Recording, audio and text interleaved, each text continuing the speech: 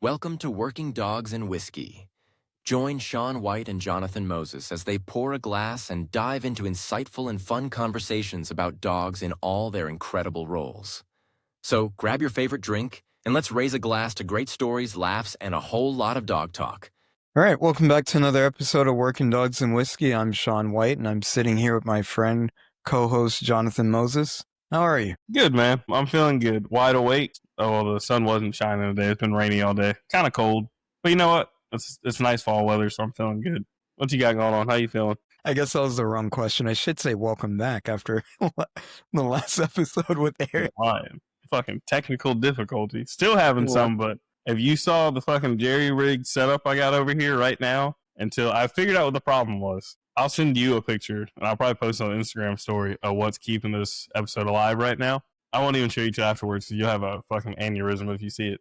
But we will get through this episode. Hopefully. No, but to answer your question, I'm doing good. And before we get started, I do want to say I'm very appreciative of everybody between Instagram and more so on Facebook. It's getting a lot more interaction. I'm seeing a lot more conversation and people just giving their input, and that's pretty much what the page is for. It's just asking questions, just seeing what people have to say about various things that predominantly go through my head. And I'm like, hey, I wonder what people would say about this. So long story short, I appreciate the support, and yeah, dude, the Facebook page has been getting pretty active. Like, I like it. It's nice to see the conversations. All right.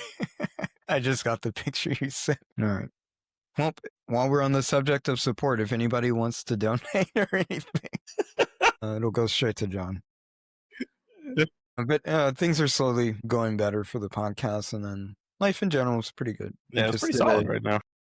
We just got done with the seminar with Paws and Footprints. They're a canine company. I know the owners, Josh and Rachel, personally, but it was actually really good to see how much they've grown just from knowing them for probably about 10 years. And then I keep promising Josh that we'll get him on the podcast, but we'll actually be trying to make that happen before the year closes out.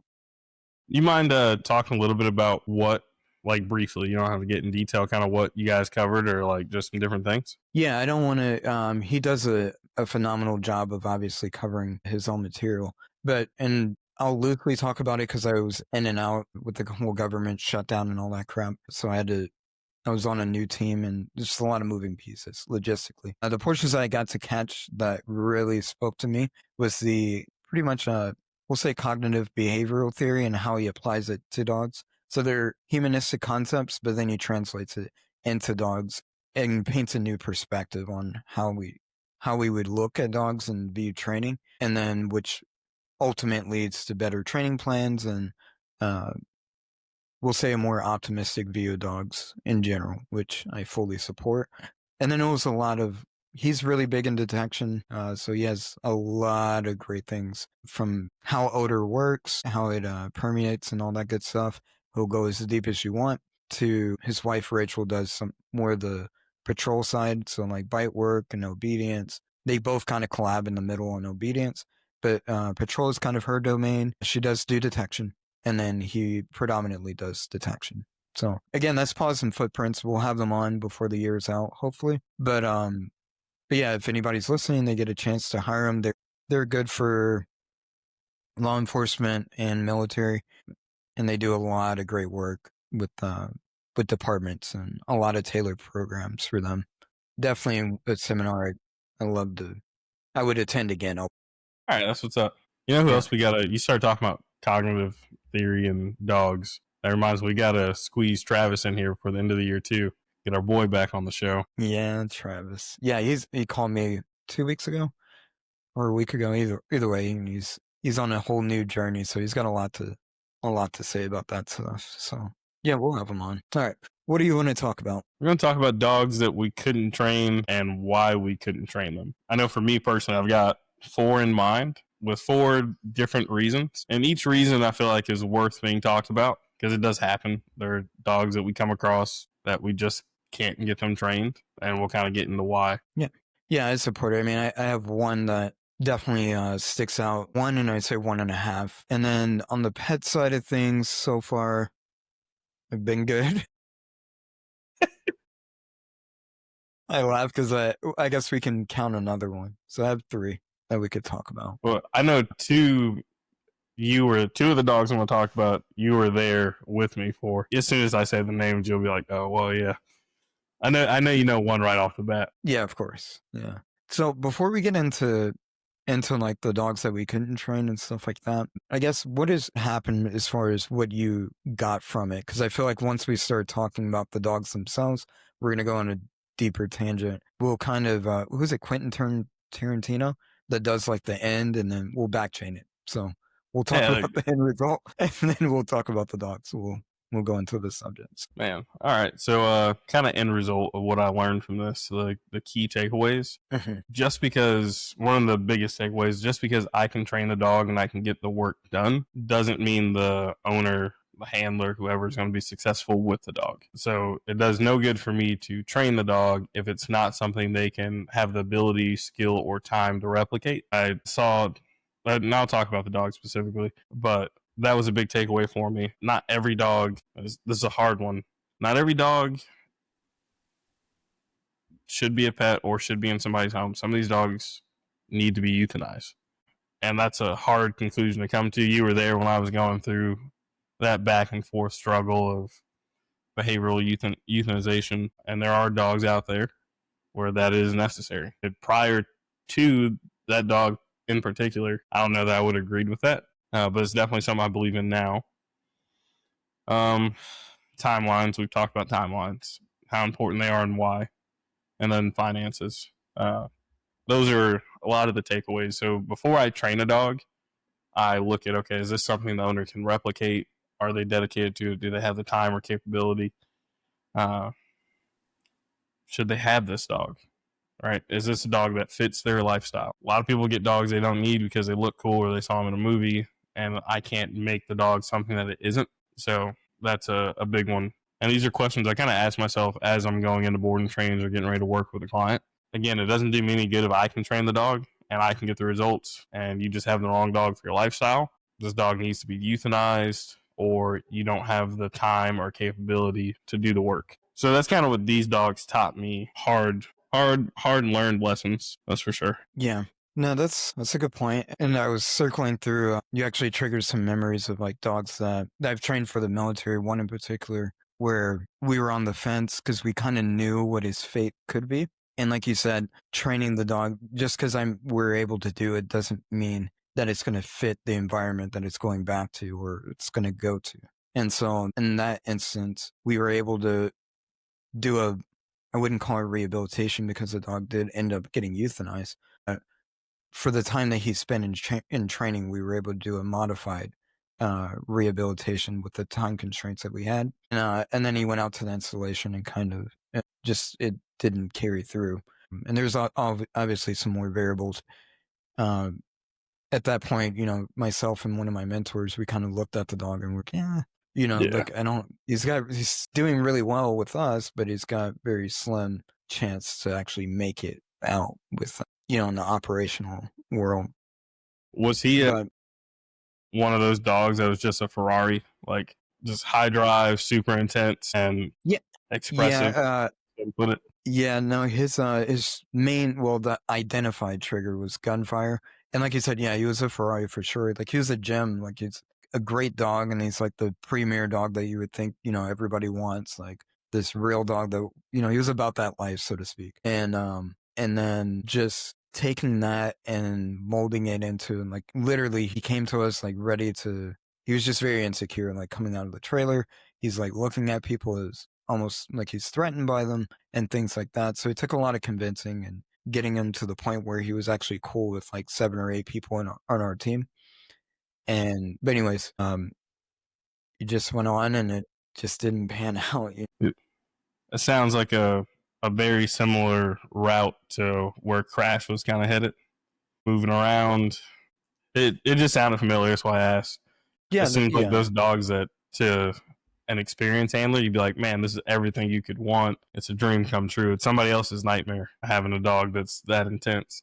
They're machines, but they're machines with feelings, and that has to be accounted for. And so I'm glad you said that because I was thinking about my original thought before that when I asked the question, because obviously I asked it to myself. And I think that was the biggest takeaway, exactly what you just said. I was like, I think we discount that caliber of dog, and they no longer, it changed my perspective that they're still dogs. And I know that's pretty cliche, but that was one of the biggest takeaways that I got. It's like, even an aggressive dog, like I looked at it more of from the lens of like a case study and like these deep thoughts of how do I get in their head? And with that, it kind of voided out like, dude, he's still a dog at the end of the day, or she is. And like there is probably a level of socialization that they're craving, and they just don't know how, and they don't understand through experiences, addicts, and everything else. And so it's kind of, even with military working dogs, like I still have to remember that they're just dogs that at the end of the day, they still have the same needs and,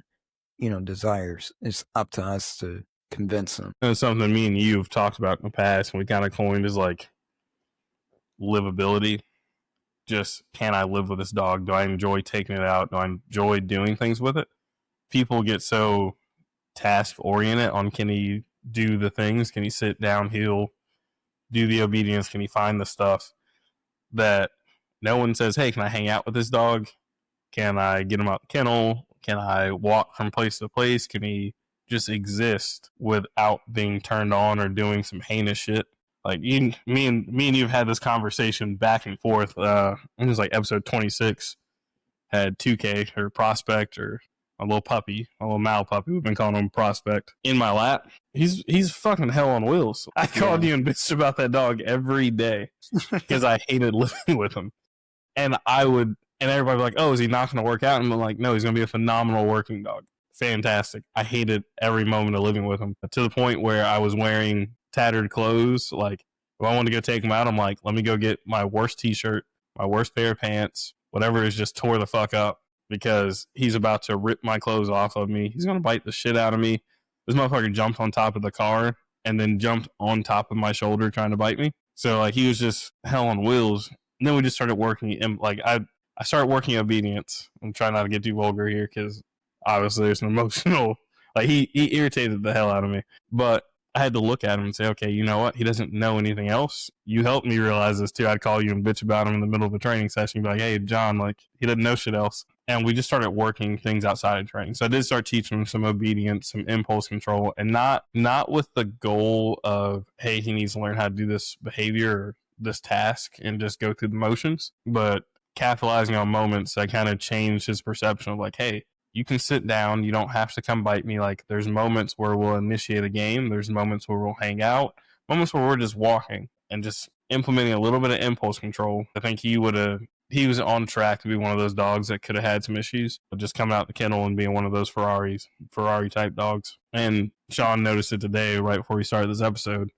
I was walking on FaceTime talking to Sean, and he knows I was wearing my nice Oro canine hoodie that A-Rod hooked us up with. That's good to say. Shout out to A-Rod. Yeah, and he was like, man, that's bold, because he knows 3-4 weeks ago there's no way I would have worn anything nice around this dog, because he would have ripped a massive hole in it. And even tonight, he just kind of looked at me like, maybe I don't need to jump up and bite you. Can we go do something else? Or we're out here to use the bathroom. It's not the time and place. And I think that gets overlooked big time, just because the dog's so intense. Everybody wants to do intense shit with it. Me and you have talked. We see an intense dog and we're like, we need to teach this dog to relax. Yeah.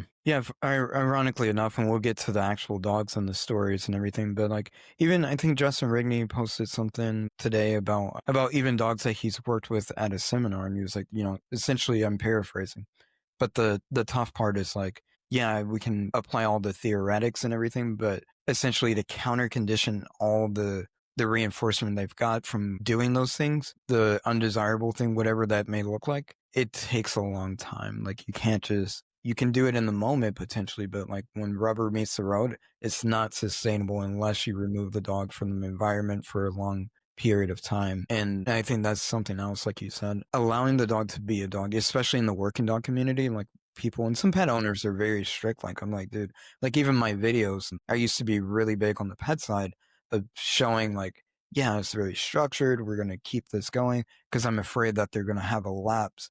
And then the last few dogs I saw, I'm like, guys, let him live.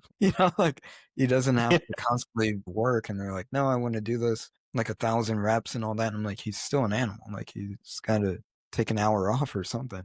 But so now in my videos on the pet side of things, I actually show them chilling at my house, or if they're off leash, I let them roam and do stuff. I'm like, that's the whole intention.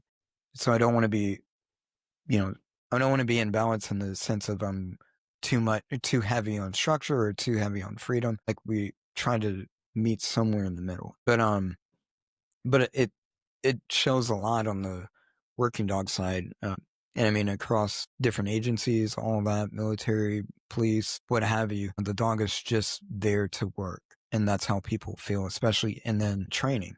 And so like one of the things, like even with this new team, I'm trying to implement as much as time will, just little things, like just take him for a walk, just let him be, like don't always bring him out in this overly aroused state where if he's not reinforced within 5 minutes, he's searching you for a hung or other things. They're spinning around frantically because they feel compelled to do something that results in some type of transaction. And what we see is that's even starting to pay dividends. Like dogs are coming out and they're becoming more rational thinkers. Like, all right, what are we here for? Vice, how do I get? I think it plays a stronger tribute to training than what we give it. But what it looks like, and I said this on my personal story, the beginning obviously, or oftentimes doesn't always look like anything like the end. And so, and we get wrapped up that, what it looks like in the beginning is just so foreign from what to be the end result. And I say it 1,000 times,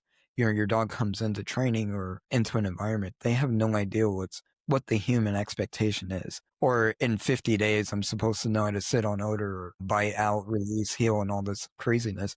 Like, dude, they just know this one thing that they've been conditioned for. And I don't think we take that in consideration. No, definitely not. And even prior to getting the dog, I know being personally, I got this puppy and I said, hey, Sean, I'm going to do this. I'm not going to do obedience for this long because I just want to work on behaviors and just how the dog learns, or not behaviors, kind of behaviors, how the dog learns, how they interpret the world. Like those are the things I want to focus on, not so much just the mechanics of the behaviors. And then I remember being you talking, I'm like, damn, I think I need to teach this dog some obedience ultimately so we can get to a certain point, because he didn't just stop. Like he wasn't even a dog that I could just capitalize on a still moment. I had to teach him to be still. I feel like we get really caught up on what the dog should do and how we want it to go. Before we even really evaluate the dog, we've got a roadmap in our heads of this is how it's going to go, this is how we're going to get there, and the dog be damned. This is how it's going to happen. And a lot of the times the dogs will go, this is how I learned, or you're going to have to learn something different if you want this to work. Every once in a while you can get that square peg in a round hole, but there's so much conflict and it creates a lot of issues in the back end. We got to, as a community, take the dog more into consideration as a partner in the training and as an animal that has emotions and feelings, for sure. Yeah, that's a good way to put it. All right, let's talk about dogs that we failed. Yeah. No, when you put it that. All right, let's say it a little nicer. Dogs that that's what it is. that we've learned from. That feels better. Not for the dogs. No. Man, you want me to kick things off, or you want to kick it off? Yeah, I'm a better trainer than you. You have more failures. Yeah, I got way more, man. No, that just means 4 dogs on this list. Yeah, no, that just means either I'm hiding something or you have statistically trained more dogs than I have. And I think the latter is true. I'm going to go dog number 1. This is one you're familiar with. Okay. We're going to go Shaka. Oh, okay, yeah. Yeah. That was a play on words. That was a shock to me. I thought it was another one. But yeah. All right. You like that? Yeah. All right. Okay. Little background on Shaka. Shaka was about 195-pound African Mastiff known as a Borble. Shaka he was an interesting dog because he's not like your traditional behavioral case. He was a very confident dog. He was motivated. He'd take food. He'd play. But Shaka was he was a little over 2, I think, when I met him. And he had figured out that he was a big boy. He was strong and he was powerful. And he knew how to make people do what he wanted them to do. So if he was uncomfortable or didn't like something or just felt like not being there anymore, he would just come at you. Like I remember the first time he got dropped off for boarding, and that was an event in and of itself. I think there was 6 of us maybe. We threw slip leads on long lines around them, and we had 3 people on the front, 3 people on the back, because this dog was quite literally strong enough to sit there and decide he wasn't going to move, and we didn't want to risk him running forward at 3 of us. So if he came forward, the people on the back would stop him. If he came backwards, the people on the front would stop him, and we had to lead him into the kennel that way. It was just a beast of a dog. Because this lady dropped the dog off for a day in train. And was like, yep, he's cool. And he was cool. Like, during the evaluation, he was cool as hell. He was walking him out to the kennel. He took food, like, no issues. And I was like, oh, that's cool. We got a sweet 2-year-old Borble. Well, lo and behold, I went to go get him out the kennel. And when his owner was no longer present, he was not sweet and he did not want to train. And when a dog that big comes at you, you respect it. And I was like, hey, he's staying in this kennel until his owner gets here, because I'll be damned. The dog would break somebody's arm if he ever got a hold of him, or God, worse. Yeah. And I remember when his owner picked him up that night, helped her get him out to the car. Her son was riding with her. She was coming from church or a family event or something.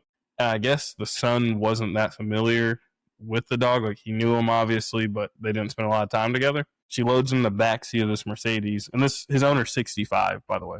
65-year-old lady.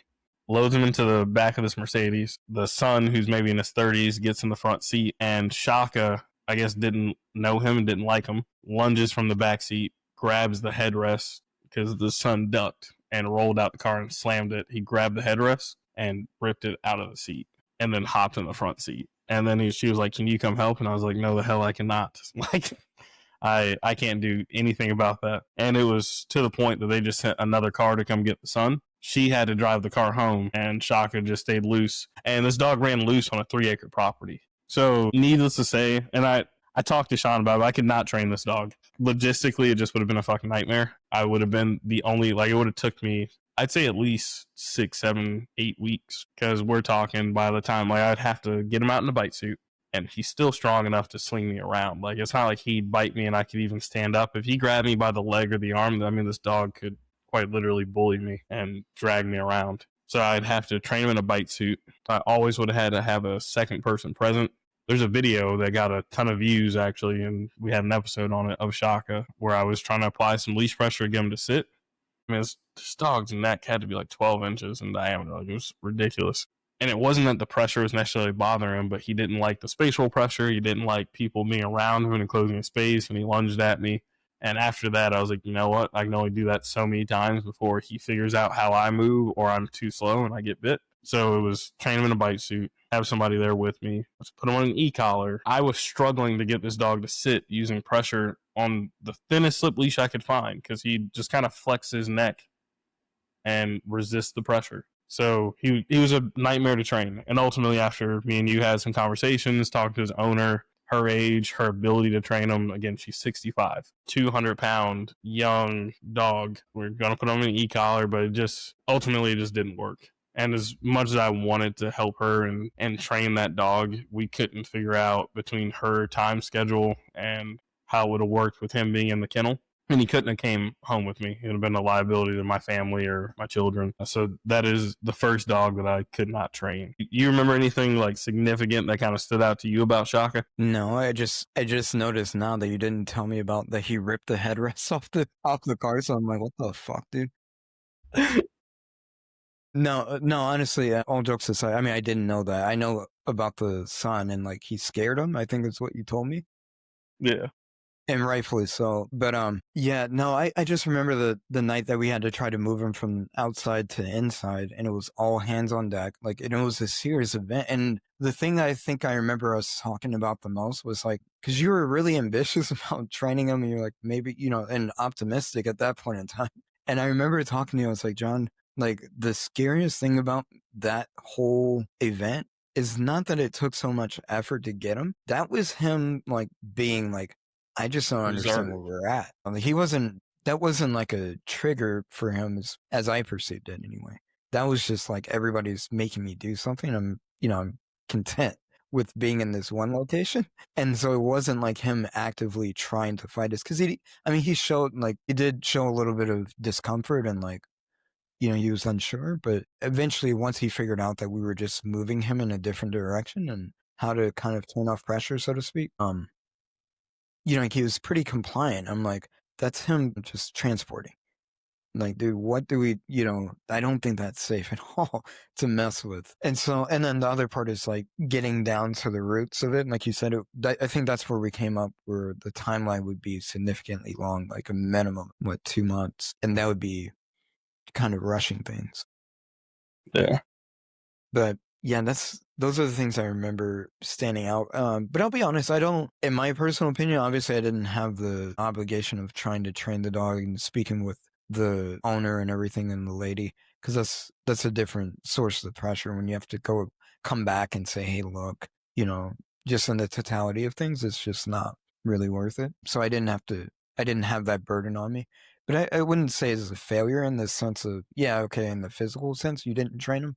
But I think that's, as a glass half full type concept, I would say it's a, no, I know that's normally I'm being sarcastic, but no, but seriously, like thinking about reflecting on the story, I think that it was a success because you didn't oversell something that you couldn't do and put her in a really dangerous situation where she thought she could take the dog out in public or something crazy, So overall, I think, it was a good call, and who knows, maybe she found somebody to work with him, or maybe he's just running the 3 acres as God intended for him to, Yeah, I can tell you what, that's a safe house. That's a damn safe house. Yeah, I'm not showing up there uninvited or invited. I don't know. No. There's actually there's a Borble breeder in Buford also. They got like 10 Borbles or something like that on one property. The temperament on them seems very different. I will say that. Okay. But I was just looking at that and I was like, fuck, Buford's in for a bad day if these things ever get loose. Yeah, or if somebody tries to sneak up. And yeah, Buford's starting to do some wild stuff on the crime side. I'll tell you some of the stories I heard offline about some stuff. Okay. All right. So we got Shaka. Here, we'll just go back and forth. We'll ping pong it. Now, the first dog that I have is the dog named Joker. I'm sure I mentioned him at some point on the podcast, and it will probably come up like 100 more times. But kind of similar to what we said about the first dog that I was talking about. This guy, from day one, he was just, I don't know, he had an aura about him. I remember constantly just bringing him out and walking him and stuff like that. And people would stop and look and they'd be like, what the hell is wrong with that dog? Or somebody would be like, that's a real dog. Like, he's not a happy-go-lucky.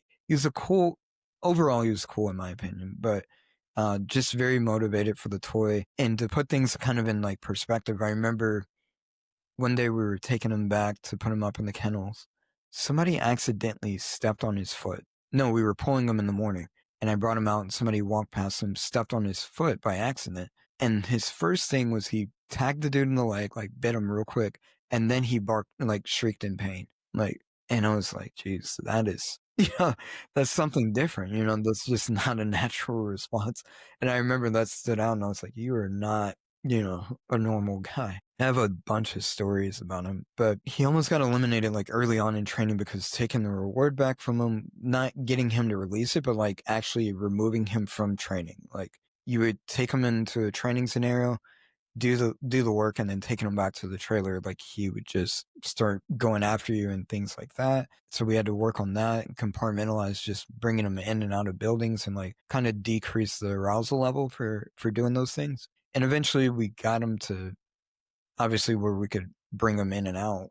Then fast forward, he passed the detection, did his thing, and then now I had him for obedience and bite work and all the good stuff. And it was just I think I got bit by him at least once a week. It got to the point where I just knew it was coming. And when he finally bit me, I was like, all right, we met our quota for the week. Yeah. And John, I mean, obviously, you know me, I have a mild fear with dogs and biting and stuff from when I was little, just constantly being bit by random dogs. So that stuff really fucks with me. But I was really interested in training him in a new light. I was getting away from a lot of compulsion tendencies and max punishment for dogs like that. And so I was trying to be patient with them. And I think that's kind of where I failed him, if we're being perfectly honest. At that point, my training style was really imbalanced. He just happened to meet me when I was experimenting with a lot more positive reinforcement based concepts. So it's all right, we would have him on a choke chain, obviously for safety, but I would barely utilize it with him. What Got do him you to the think? point. What's up? Sorry, just Yeah. real quick on that topic. What are the drawbacks of not using punishment? So it's kind of hard to answer because I don't know because I never used it, so I can't. What I would forecast as a drawback, I would say probably I don't want to. I'm trying to think of a better way because if I say he got away with stuff, then people have a preconceived notion of what he was. But I think I allowed him to experiment in a lot more behaviors than I normally would have. Vice if I just made it black and white after a certain point in time in training where he had developed an expectation. So, for example, every time I put the toy away, if he got like really frantic or whatever and anxious about it, I taught him just to sit as like a way to communicate. Like, hey, dude, I'm about to.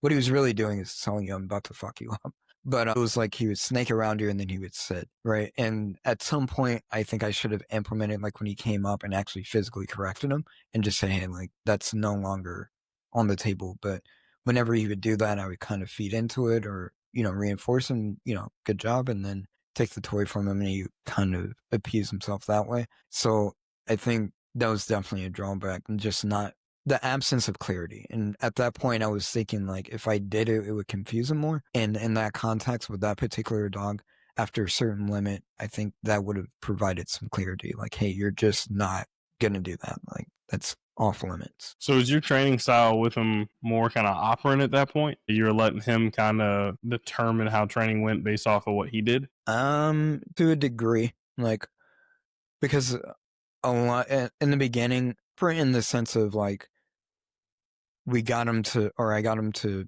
again, like the settling, instead of just lashing out, because quite literally, like you would put the toy away, turn, and act like if he thought, that was the end of training, whatever he deemed out of it, he would just jump up and like, and it wasn't like he was biting where the toy went, he was just going after you. And so, um, he had like a lot of styles of training brought in, but predominantly like in terms of obedience, luring, and things like that. So it was influence training for sure, guided training, if you will, for sure. But to deal with like I don't even categorize it as, I would say more the frustration piece. It was a little operant. But again, there was just no hardcore penalties for doing that type of stuff. So I think that just as you can say, the absence of reward is punishing, the absence of positive punishment can be rewarding and kind of take away from the integrity of the balanced approach because, I didn't do him any justice by not just telling him like, hey, you can't do that. Like the most I did was at points I would restrain him until he calmed down, but there was no like true aversive. It was just he would try, and I would just hold him. And then if he offered to sit, give him a couple of seconds and then reward. Not my best approach by any means. And this is, it's one of those things you always think about, like, what could you have done better? And I think a single event learning would have helped them. And then a lot of it, the other stuff is on the other side to not just saying like, oh, we should have kicked his ass, essentially. But the other part is I was just learning how impulse control really works. I think what I know now, I would have done a lot more impulse control, probably on a back tie or something like that for safety.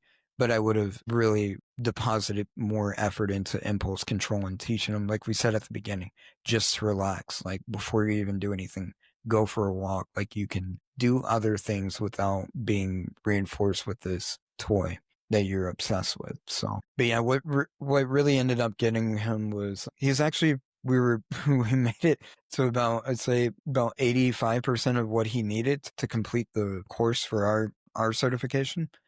But it turns out he had a gunfire issue, not aggressive. He was just kind of afraid of it. And that type of dog, looking back on it in hindsight, I addressed it with a high rate of reinforcement. So I don't remember the exact like protocol and like everything that I did, but it was a lot of like sitting and shooting and rewards and stuff. But you take a dog that's fearful of something and then you say, hey, this high value thing that you are willing to quite literally fight for, and you bring that in and you create a high expectation for it. I missed the mark on adding duration, and I remember the day that like I called it quits. Like he,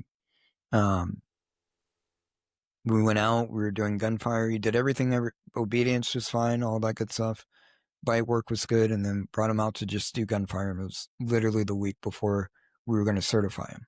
And I brought him out, and took the pistol to shoot, and then I put it back down, and he just turned and just whoop, and just started biting, like literally was like fighting me. And I take it back, I misspoke in the beginning. He would bite for the toy, like searching for it and like just trying to go after it. And I mean, he was somewhat going after you, but he knew the toy was in there. And but this time he was like actively trying to like, he bit me in my stomach and like clenched down on my stomach, and then I was able to get him off of me for a second, and then he flew up, and I was kind of hunched over, and he flew up, tried to bite me in the face, and I was like, that's different. And I'm like, I'm holding him because I'm like, my heart's broken, like quite literally in the moment. This is probably the clearest I've ever been with the dog biting me. But I remember, I'm like, what in the hell? I'm like, Joker, no, like, why are you trying to go after me? Here's the finish line. Yeah, we're at the finish line, dude. But like, his intentions were no longer about the toy. He was just like, he had bit me in the stomach. Then he came, like, tried to go for my face. I'm like holding him back.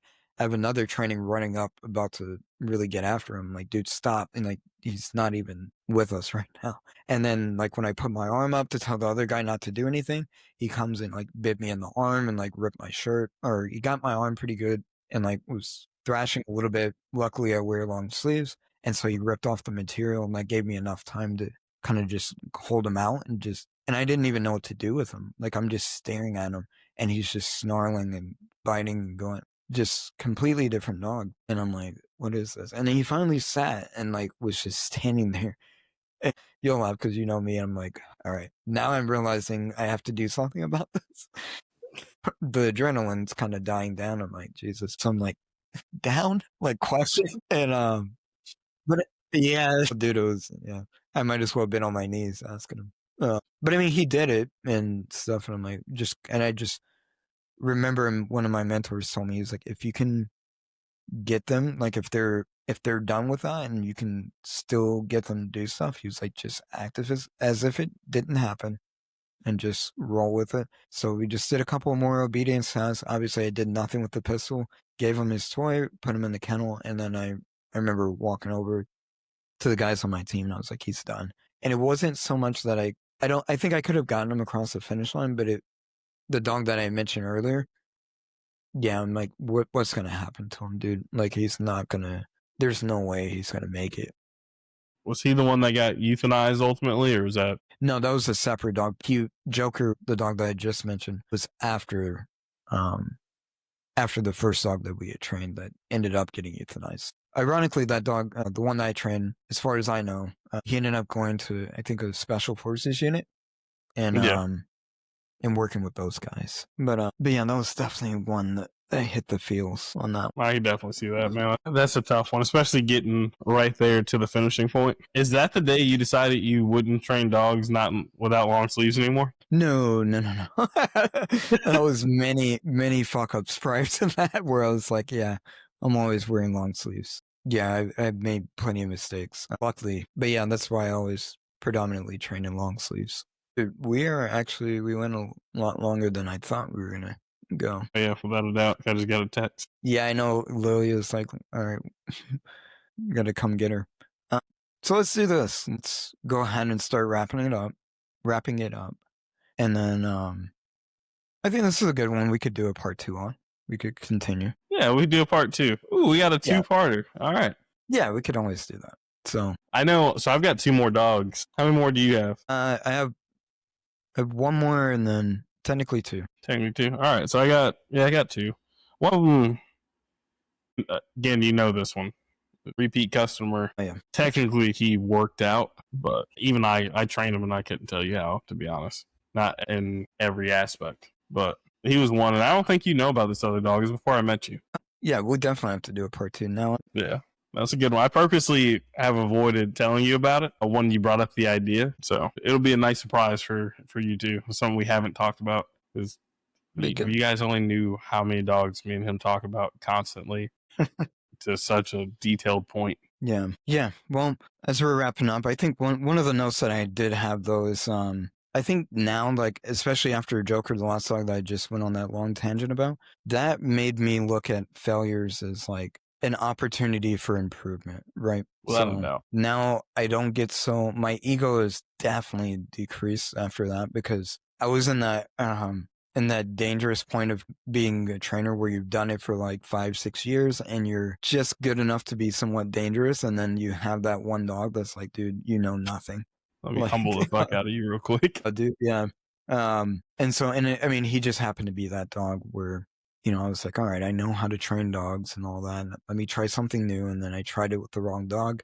And so, but what it did for me is create it where any dog that I deem as a failure, I mean, even a success, but more so for the failure part, I look at it as an opportunity to make the next dog better and enhance my training. So yeah, that's one of the things it did for me as a personal thing. Like that. Yeah. I'd say it's definitely something to learn from. Like I said, those dogs stuck with us for a reason. Yeah. But yeah, all right. So we'll wrap it up because I know you gotta go before you get in trouble. Yeah, she is at the car rental place. Jesus. All right, let's go ahead and wrap it up. Yeah, if you like what you heard, go ahead. First of all, if you're not following the podcast, follow it on whatever platform you're on, Apple, Spotify, YouTube, whatever you hear it on. Please, that helps us a lot so that we can do better things with the podcast. So like, share, subscribe, and then leave a review. That actually carries a lot of weight. Like it does. In the, I guess, algorithm, whatever that thing is. So yeah, it does a lot for us and we appreciate it. All right, John, how do they find you? Jonathan Moses K9 on everything. Sound excited, man. You gotta act like it's the first time every time. Yeah, it's definitely not time number 29. No. Yeah, and then I'm on Instagram and everything else, Sean White K9, letter K number 9. And then, yeah, go on Facebook, Working Dogs and Whiskey, and there's a bunch of questions, and hopefully we get people to start asking questions of their own. Yeah, You're that'd be allowed to dope. share your thoughts. Yeah. Just don't be a dickhead. Be cool about it. Yeah. Yeah. All right. But yeah, I guess that'll do it for episode 29. This would probably be after editing our shortest episode. Easy one to 45 maybe? Yeah, somewhere 40? around there. Yeah, it's easy enough to listen to and to share with somebody, tell them to invest 40 minutes of their time. Yeah. And then come back for part 2. We'll tell you about the other 2 dogs we failed. Yeah, we may have some guests in between. It may take a couple episodes because we're lining up some good stuff for the end of the year. But we will come back to this one, I promise, because I want to hear about this dog that John never told me about. So that'll be perfect. Yeah. All right. Episode 29, and that'll do it for another episode of Working Dogs and Whiskey.